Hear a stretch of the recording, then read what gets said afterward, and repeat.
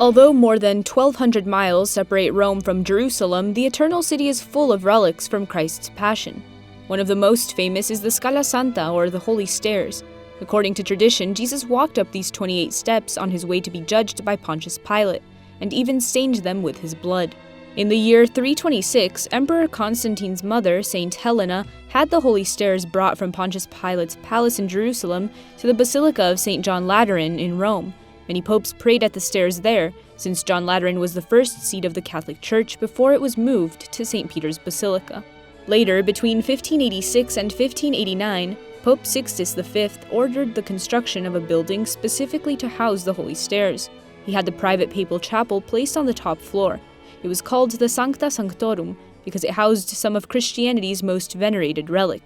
Now the Vatican museums have restored the frescoes that adorn the Chapel of St. Lawrence to their original colors. For centuries, the chapel was one of the oratories where the popes went to pray.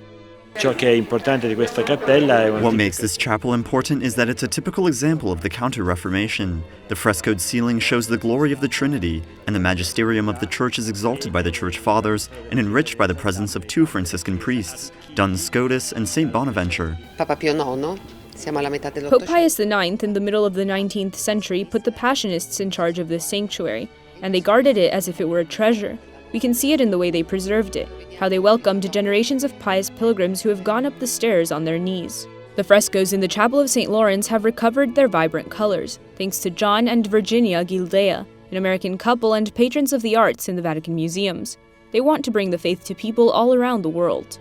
We just want to give back, and this was the perfect opportunity because it covered our faith, it covered our family. Mm-hmm.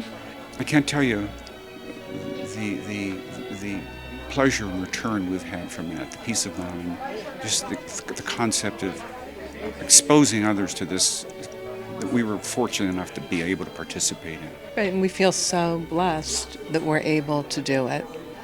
I mean, I had tears of joy. I was so overwhelmed when we walked up the ramp and saw the plaque, and then saw this plaque inside. It was just overwhelming. They've made their contribution. Now it's time for pilgrims and tourists to do their part.